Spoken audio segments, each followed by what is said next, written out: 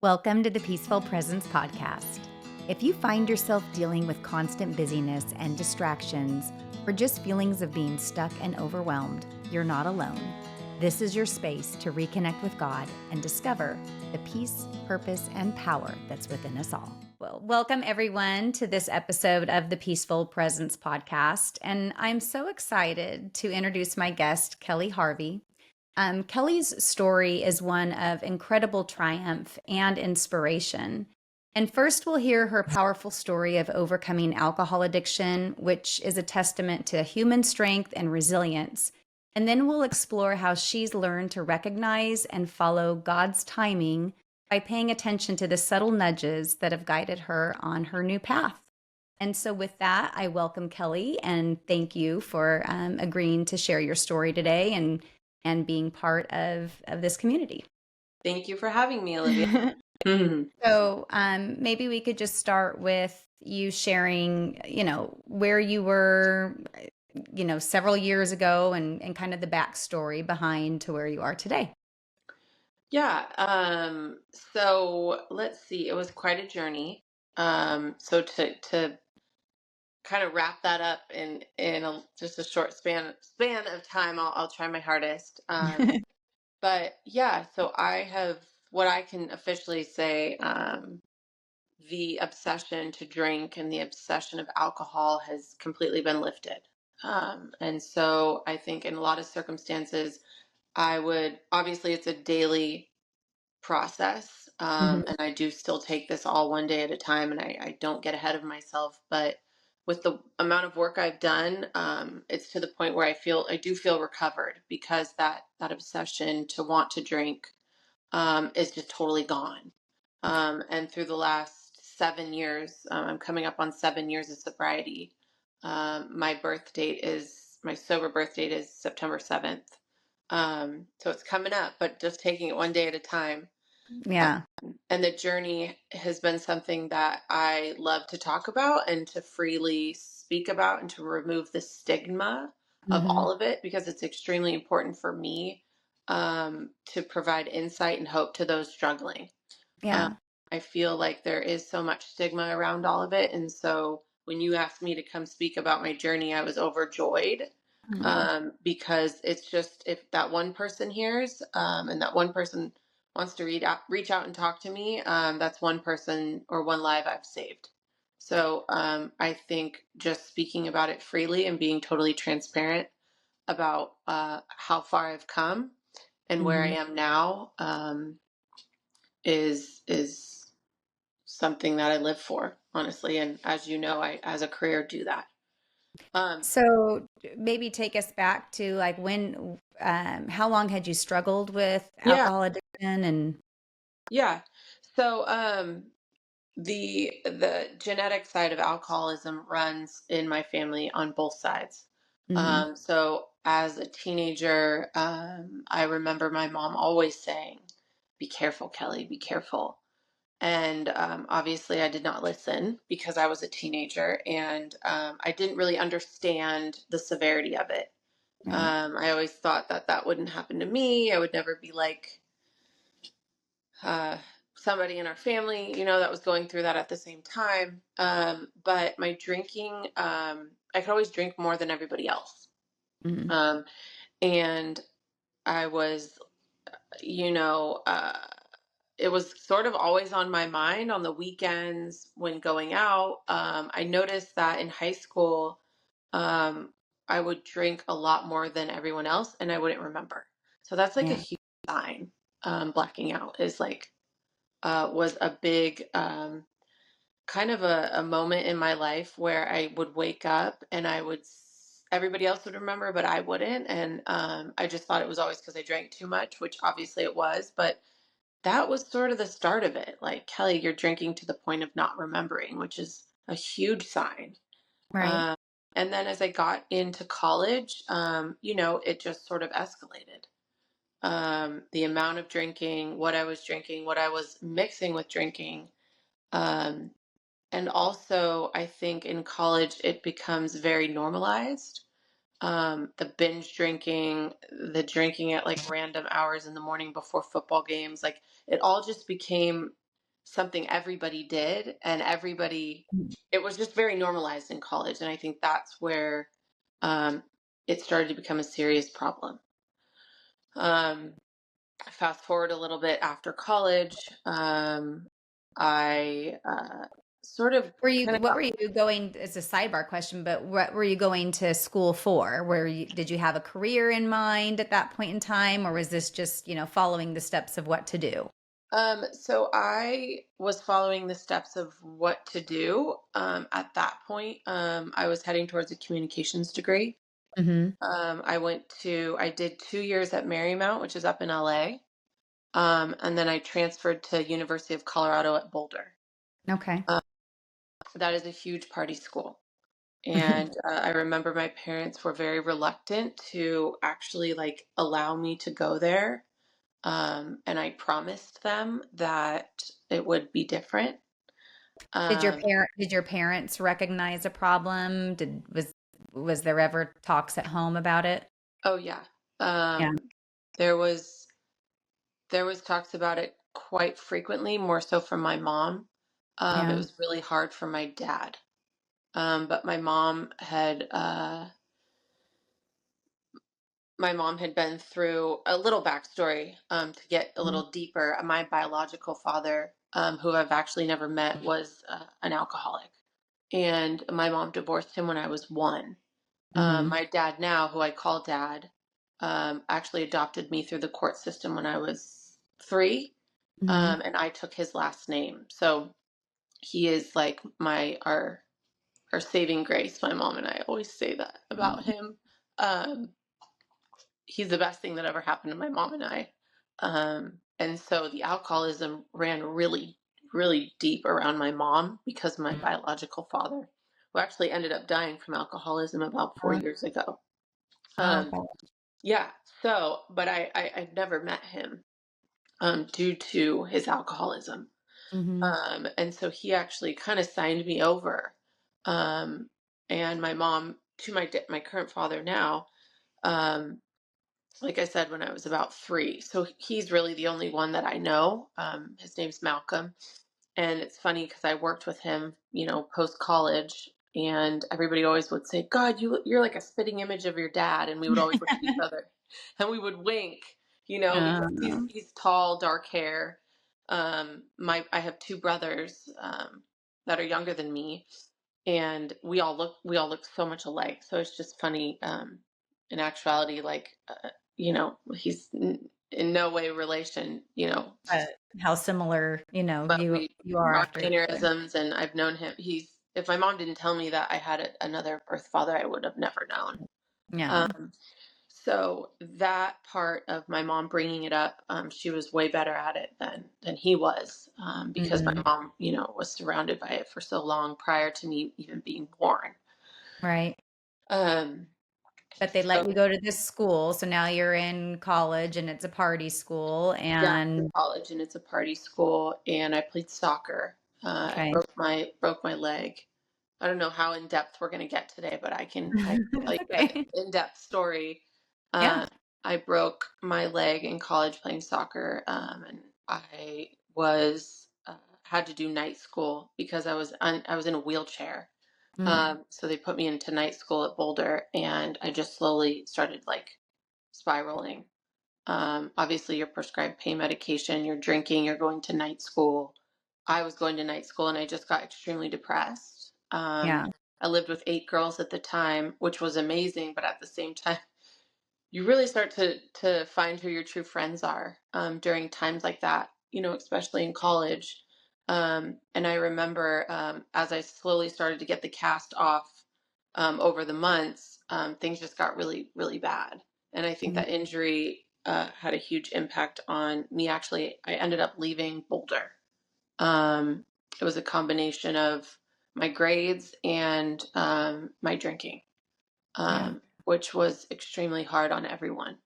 And I think when I got back from CU and I came here, I started working for my dad because he said, "You need a job."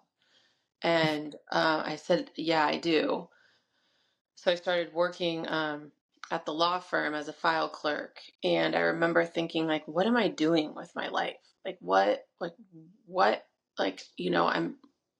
I left school. I'm now a file clerk. I'm doing something that I'm very overqualified for, working for my dad in a law firm. Like, what am I doing? Mm-hmm.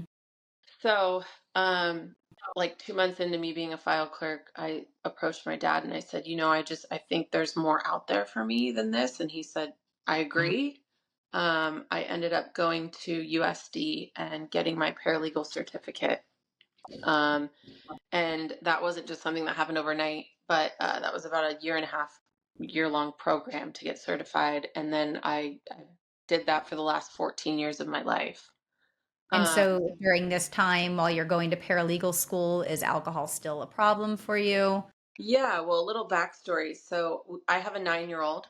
Yeah. And so during that time, her father and I were blessed with this little surprise slash miracle, Harper.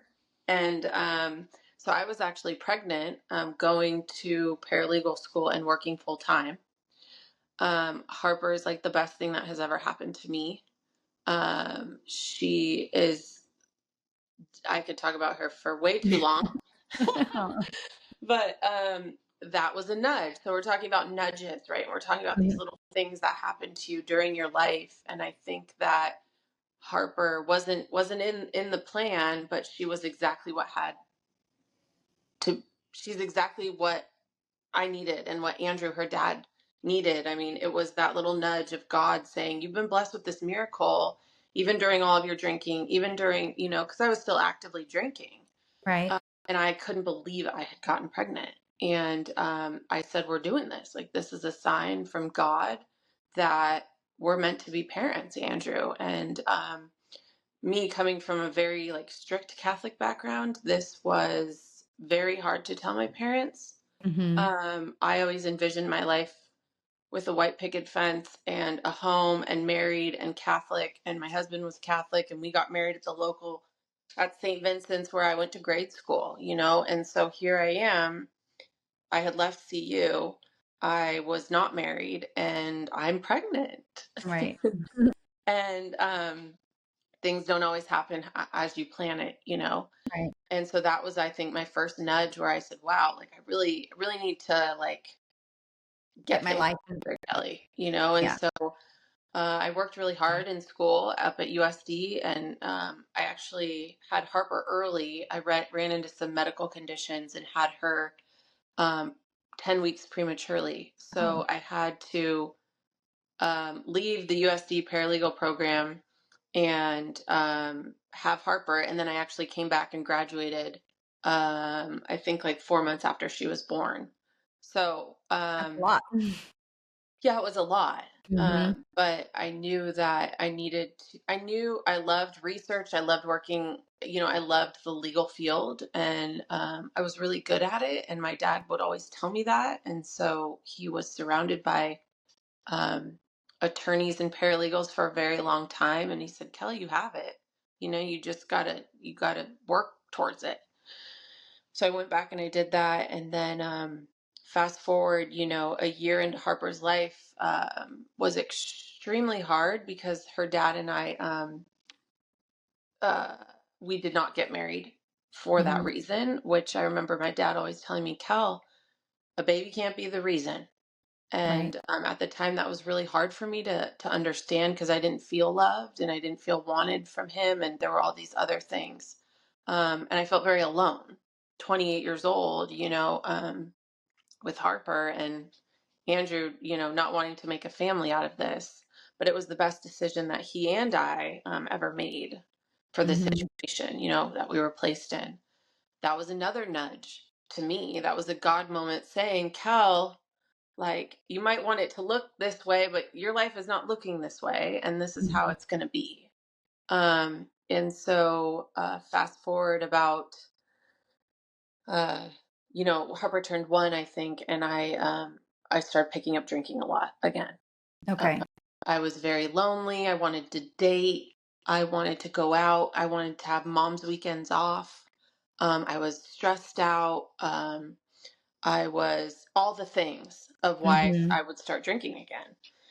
And I was dating, I was trying to like get myself back together. And that involved alcohol, and that involved Yeah. substances, and that involved the uptick in, wow, here we go again. And so that was bad. That was Yeah. about 6 months of drinking. At that time, I actually stopped working. I got extremely depressed, bunch of other things, and I ended up leaving the firm, which was the first sign of, wow, here we go. No job, right? You're losing, you're going to start to slowly lose everything, and things start to slowly spiral down. And so for that summer, I remember I was just drinking a lot, hanging out with people that didn't really serve any purpose for me besides drinking. All Right. of the people that I grew up with that were close to me, that were a good influence on me, no longer wanted anything to do with me. Um, and it was all Kelly, Kelly, Kelly. And finally, this is sort of the quick version, is I noticed it was starting to become a big problem because everybody around me was calling me out, Mm-hmm. and things were happening, and I could go, in extreme detail of specific stories and things like that. But I think you kind of get the gist of the downward spiral of Right. alcoholism was taking everything away that I had. I had Harper now, and I had a condo that my parents owned, but I rented from them and was no longer paying rent. Mm-hmm. And then I had my parents who didn't even trust me to come to their house for dinner anymore. So it was really, really sad. Yeah. Um, so uh, I decided before Harper's third birthday that I was going to get sober. And I tried to do that on my own, and that didn't turn out so well. I ended up having a seizure from not drinking for about 3 days in a row. I had a seizure at a restaurant in front of her. Mm-hmm. And that was extremely hard on me. I woke up out of it. I didn't know what day it was. I didn't know what year it was. Harper, still to this day, being even 3, she says, "Mom, remember when you were sick?" And Mm-hmm. because she saw me go away in an ambulance. Mm-hmm. Um, so And I that, also remember you telling me minutes before you had that seizure, you were driving. It could have been a totally different story, you know? right. And that was God. That was Mhm. 100%. I was on the 8 West at 5:15 at night. Um, as you know, it's like bumper to bumper during then, and there's traffic everywhere. Right. Um, I honestly think it, like, from when we parked and I went through the salad bar at Soup Plantation and sat down, was right when I had it. So you can Yeah. imagine it was not very long after that. So that's another huge God moment for me, where it's like Mhm. there's somebody out here watching over you. We can tell you're trying to get things done, but we're he's still here and he's still kind of helping, but you need to put the work in. Yeah. And so that happened on August 15th. I'll never forget. And then I ended up going into treatment September 15th, so exactly 1 month after the seizure. Um, Harper's dad had come to pick her up from the hospital, so he took her out of the hospital bed from me, and she was sitting with me, and she just thought I fell. And the minute I saw him take her from me out of that hospital bed, I was like, oh my God, like this is, I'm done. Like I can't, like I have to figure this out. Um, so I remember her dad looked at me and said, like, excuse my language, but he said, get your shit together or you're never going to see this again. Mm. And so for me, right, like here I am just like in total, like my body is telling me you're done. Like you Yeah. can't physically do this anymore. Alcoholism is an addiction, is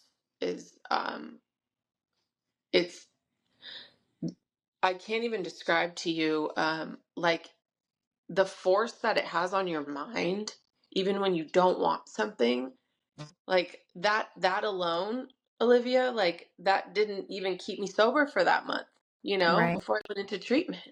And I would Right. cry, and I was like, God, I don't want this, but I Like, needed help. everything within you knew that you needed help, you don't want this, but just it Yeah, takes more than just yourself to overcome it, especially after so many years of, yeah, that yeah. being your habit. Mhm, And so they didn't have a bed available at the treatment center I went to. Um, and so they said, we'll have one on such and such date, but you need 7 days of sobriety before you come. If not, you're going to go to detox. And I envisioned detox like white walls and chained to a bed. And, I had no idea, like I was like, oh my God, like I can't do that. So I actually came into treatment sober mhm. for exactly 7 days, no more. Um, and You did it on your own at home? I did, Yeah. which I would not recommend. Did you have anybody helping you during that time? Was your mom, dad, were they still kinda out of your life at that point? Oh, they were done. I had no one. Yeah. Um, Actually, I was living in a condo that they owned, and they had sent a sheriff to evict me from the condo. And Mm, my dad had to draft those papers, and he said till this day that was the hardest thing he's had to do, I was his bet. paralegal drafting papers to evict his granddaughter and his daughter. But my parents were in therapy during all of this, and I remember her name was Dr. Joan, and she told my parents, "You're done. You cannot feed this anymore. And Yeah. if it takes putting her on the street, then that's what you're going to have to do." And they were like, "What?" And I had nowhere to go, and they were exactly right. Yeah. The boundary that they had to put up obviously took quite a few years, but it wasn't until I had literally nothing. And so, yeah, my mom picked me up and I went into treatment. And I remember like I cleaned the condo all nice. I had this whole vision, Olivia, that like everything was going to be great and I was going to come back to this condo and like Harper, all these pieces of the puzzle were going to fit and I was going to be back in 30 days. And, Mhm. and I got to treatment and it was here in San Diego.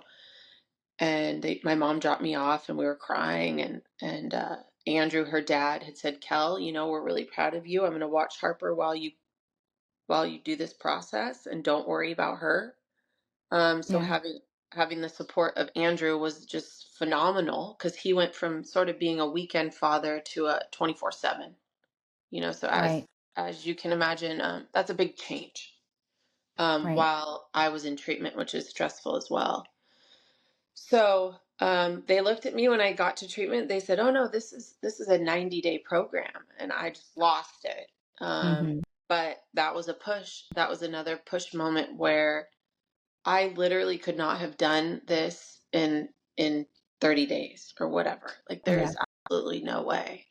So I did treatment inpatient for 90 days. And then I did IOP and then I did aftercare and I did sober living. So it was almost a year process of treatment for me.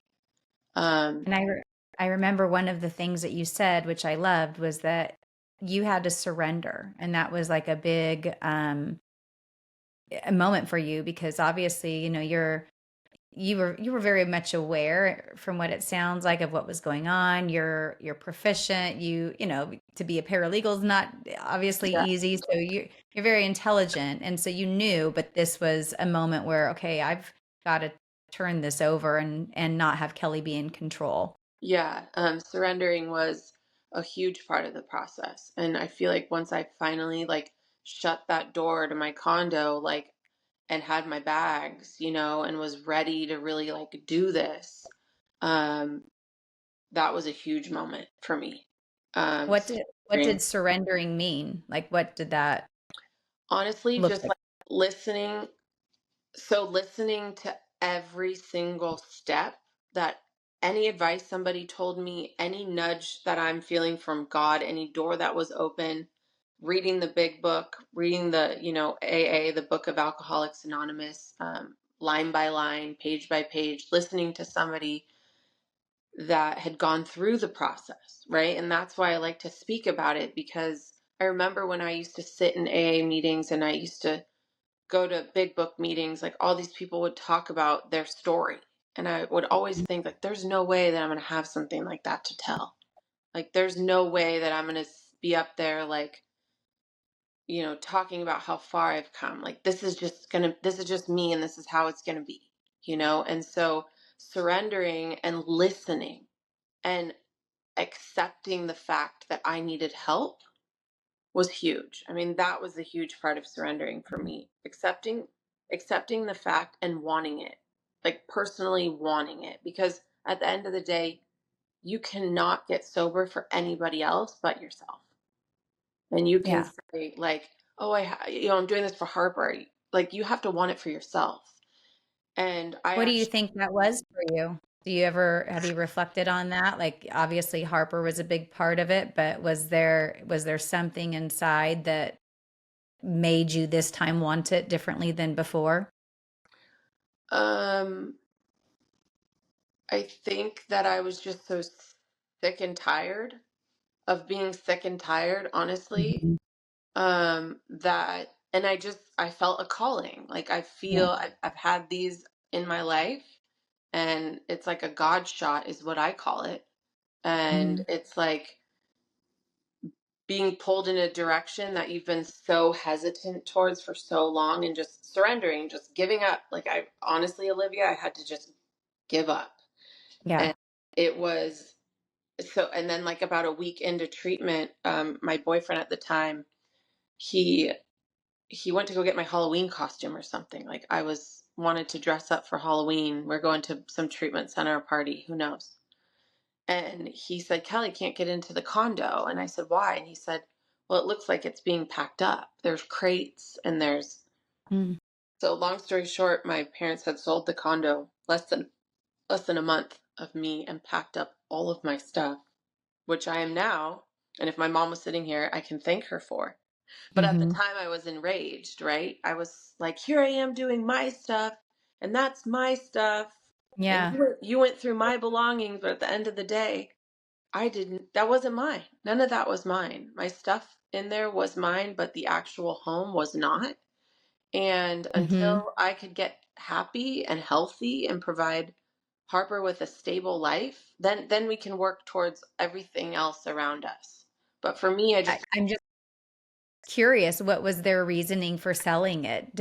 Was it like this is not what you're not gonna return to the familiar? Or was that part of it or? we needed to remove every place that I could go back to and fall on land. Mhm. Dr. Joan told my parents. I remember my mom was hysterical, and she said, "I'm not selling that condo." And she said, "We just bought it. We just remodeled it, and it was all these things." Yeah, And Dr. Jones said, "You have to remove the attachment from that condo. I see. Kelly will not be going back there. That is done." And it's so true. Like, for a year I didn't pay rent, and they financially, would float the boat. Like, they were done, Olivia. Like, they had Yeah, cut off everything. And yeah. that was amazing, which is so bizarre that I can sit here and say that. But that helped me. You know, Mhm. I mean, creating those boundaries is extremely difficult. If I ever personally have to do this with any of the three kids I now have, Mhm. like, wow, you know, it's very, very difficult. And my parents were very strong, but even still, when we talk about the condo, my mom gets emotional. Like, Sure, it wasn't easy, you know. sure. So by the grace of God, I'm still sober, and Yeah, never had a relapse from that September 7th date when I decided to surrender and really trust in God, honestly, because there was definitely a higher power that was leading me in all these directions. yeah, I could not have done that by myself. And that's why I'm a firm believer in God being the center of all of this. I mean, at the yeah, end of the day, there was way too much for me to accomplish on my own, you know? And so having that foundation of God in my life has been extremely beneficial to the whole process. And did you incorporate that during treatment? Because I know a lot of times you go to treatment and that's maybe not talked about very often, but was that your own internal, process, prayer, journaling, or anything Yeah, like that? I was very active in the AA community, which is Mhm. a lot of people, Yeah. God is the center of all of that. Mhm. Journaling was huge for me. Praying was huge. Going to church, as the treatment center that I went to was very religious based. So we Mhm. would go to church every Sunday. We were journaling, we were talking about God or talking about a higher power, whatever made everybody feel comfortable. Um, Yeah. but, I was born and raised Catholic, so God has always been in my life. Yeah. And this is just a testament of an actual like living miracle that I'm still here and I'm able to like speak about it Mhm. and provide hope and talk to wonderful people like you that are inspiring in the community as well. And now I do this for a living. I work in treatment, Right. and Well, that was that like the is next a part huge of shot. That was the biggest calling besides getting sober that I love to talk about. You know, well, let's dive into that story. So you get out of recovery. Obviously it's been a number of years, but what were you doing work-wise? You were back in, a law firm again, is that correct? yeah. So I was actually in my sober living, and we were able to start to get a job. And I could Mhm. not wait. I was like, okay, I'm not gonna. There's all these rules in AA. Right. Don't date your first year. Slowly get back into. If your prior career wasn't something that served you, there's no need to go back. For me, there was so much more for me to learn in my career, and I was excited to see if it still served me. Mhm. And so I remember I was applying, and a job came up. I don't remember on what website, but I ended up having an interview, and I didn't have my car. That was the other thing. My parents wouldn't let me have my car. So my dad picked me up at the sober living. I remember, and I had to borrow like one of my mom's like dresses, and like, I had no work clothes, like, everything was in boxes, like, I had nothing. Right. I was in treatment for a year, and so, like, I wasn't wearing, like, a tight-fitted black dress, and my mom and I are different sizes, so it was very interesting. So we, like, hoisted it up with the belt, and she brought me, like, flats, and I remember my dad, like, picked me up at the sober living, and I definitely put on a good show for my interview, Right. and I remember driving down there, and my dad said, "Kelly, like, I'm really proud of you," and I'm like I don't know, what am I going to say, where, like, why haven't I worked in a year, what have I been doing on my resume? And he said, don't worry about it. And I said, well, I am worried about it because everybody asks, what's the gap in your resume? Mhm. And I wish I could have just told. I'll never forget, his name was Woody, and he was the HR guy, and he just breezed right by it. And I actually said that I've been coaching soccer, and he said, Okay. that's wonderful. um, Now actually Woody knows that I'm very involved in sobriety. We still talk. That was 7 years ago. Mhm. Um, but we joke around about that too, because I'm like, yeah, Woody, like, he's like, God, I didn't even, it's not anything that crosses my mind. Everybody has a different story. Right. Um, but I ended up getting a job at that law firm, and that's what really kickstarted me to get on my own. So I worked while I was in sober living, worked a full-time job, and then now we were a year into treatment, right? And I was able to get Harper and I into a small, tiny apartment that one of our family friends owned.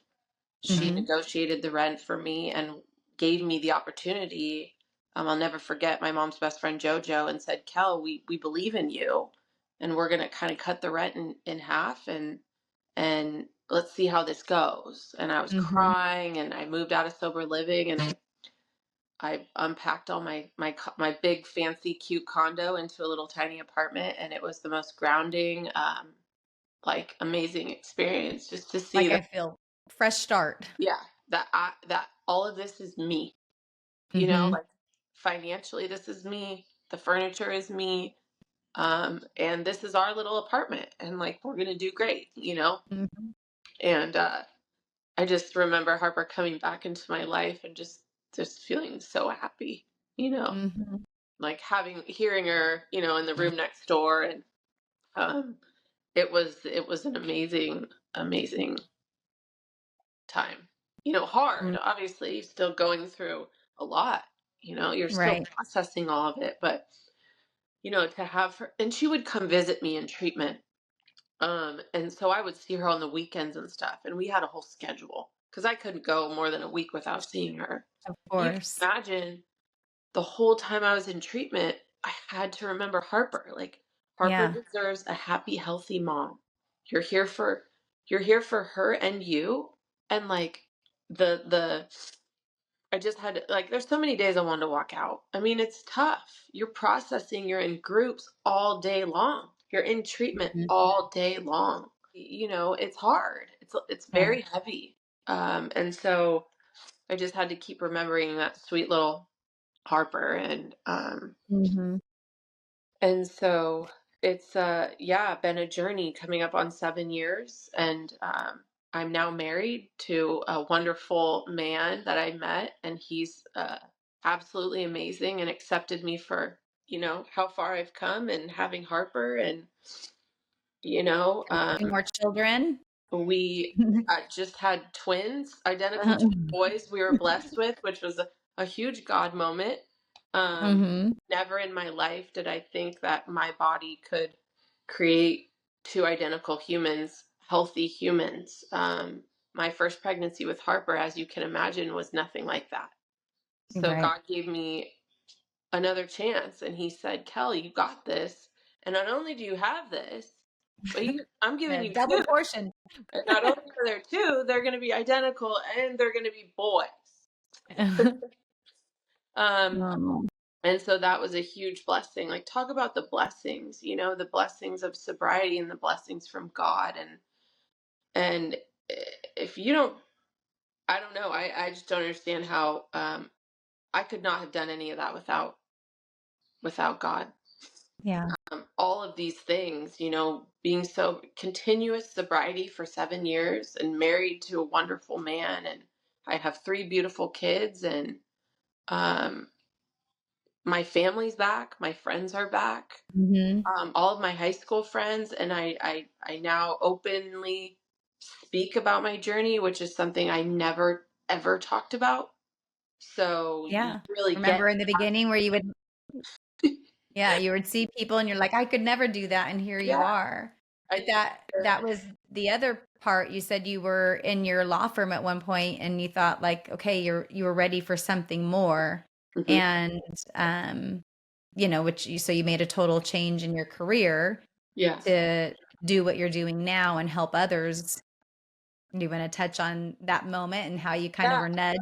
So I had another calling moment when I was sitting at the firm on like in the beginning of January. And I was sitting there one day, and I had always thought about how can I help inspire people to get sober. I didn't know what it looked like. I didn't know in what capacity. I was like, how do I do this? Like, because a lot of people in the back end, my mom's friends, my friends, their sisters, their brothers, their husbands. Kel, how do Hmm. you do it? Like, how do you have this like beautiful life? Like, how, I know you, like I know how you used to be. And it's just so inspiring to see your journey. And I would Yeah. always think like, how do I just do this for a living? Like, how do I help people? And so I was just sitting at work one day, and I was like, I just started calling all these random people in my sober circle, which, as you can imagine, is extremely small because I got to keep those people close, Yeah. and it's a journey for everyone, and it can take people a long time. And so for me, I just started making all these calls, and I ended up landing with one of my best friends is actually in outreach for an eating disorder treatment center. So I knew she was kind of in the know of the outreach world and the treatment center world. And everybody kept saying, you got to do outreach. You have to do outreach. And I was like, I don't even know what that is. Is there like a job description? And Elena, one of my best friends from high school, put me in contact with Allison, my now boss. And I met her for coffee at Lofty Coffee downtown in Little Italy, which is the same place that I met my husband on our first date. We met on Aw. Bumble, and I texted Allison and I said, there's a God at that Lofty Coffee because he brought me Matt. And so I Mm-hmm. think it's going to bring good vibes to that coffee shop. So Allison said, where would you like to go? And I said, can we go to Lofty Coffee in Little Italy? Now I have to go there and try Yeah. that place out. So I met my husband and I got my job, over a chai tea or whatever I had. But I remember driving to that date with Matt, like saying the serenity prayer, like, God, grant me the serenity to accept the things I cannot change, the courage to change the things I can, and the wisdom to know the difference. And I said Mhm. the same thing walking there to meet Allison. And it's just like, if that's not a sign, like, I don't know what other convincing that I need to be doing, but Yes. and so So now you've now been now I work at Jackson House, and yeah. I'm an outreach coordinator there, and I've been there. I got the job like 2 weeks later. I put my 2 weeks in at the firm, and everybody was in complete shock. But like I said, I was able to open up to them and tell them, hey guys, like, they all thought I was going to another law firm. And I said, Yeah. oh, and they said, what? And so we were all on a Zoom. There was like 8 of us, and there were tears and crying and go do what you want, like go follow your passion. And I have never been happier. Like Uh, I, I don't know, like I just can talk about that whole process too, but that would take quite some time. So, but that was yeah, just you're right. We're another moment, a Mhm. calling that I had, and all these things, like all these callings and all these feelings that I felt inside of me and my faith and believing in myself, right? Like believing in yourself is key.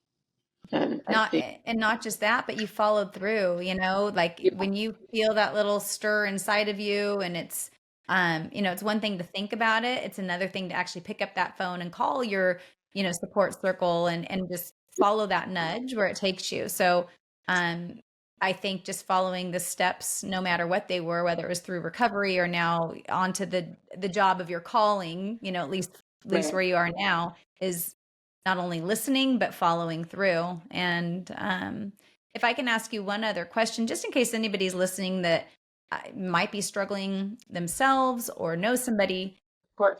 you and I had talked about this before, and you had told me like once you stopped drinking, like you have more fun in your life. And um can you tell a little bit about that, because that might be hard for somebody to imagine, like, gosh, what does my life look like if I'm not at a sporting event with a cocktail in my hand, like how is Yeah. it more fun? Um, I can't even describe to you, Olivia, like how much more fun I have now.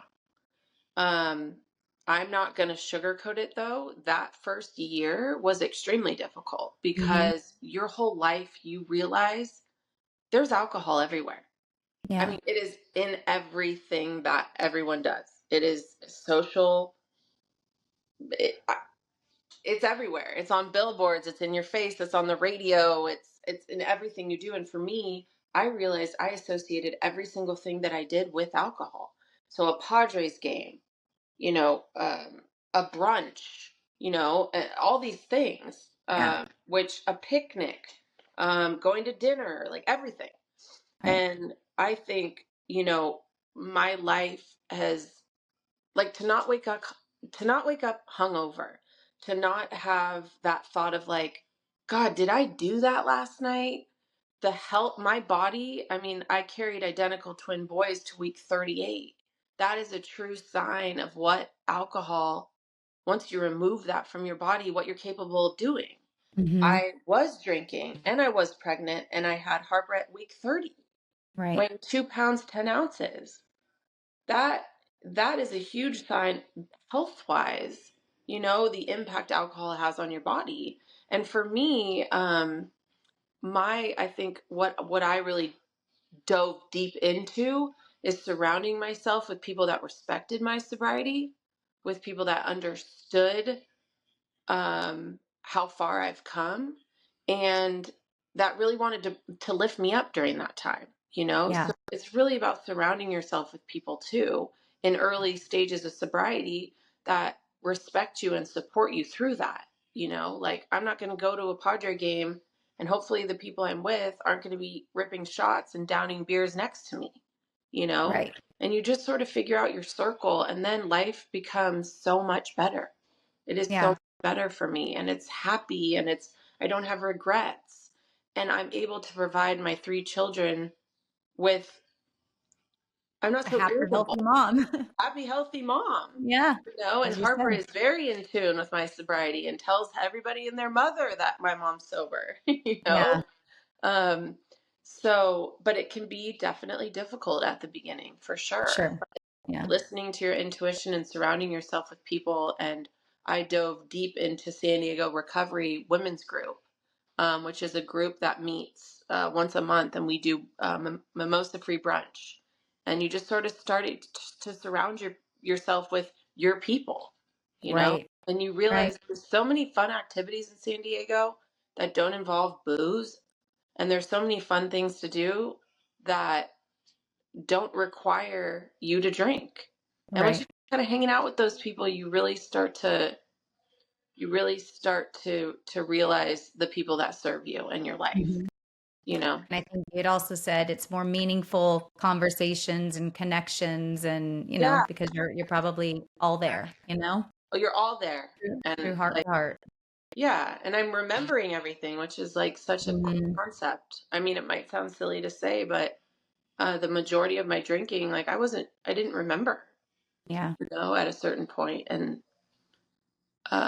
just, yeah. So if anybody's struggling, please feel free to reach out, and I would love to be of assistance and support. And, you know, I remember when I was in treatment, there was a girl that worked there, and she would sit down and have just conversations like this with me, like, "Hey, Kel, Mhm. like, I've been where you're at.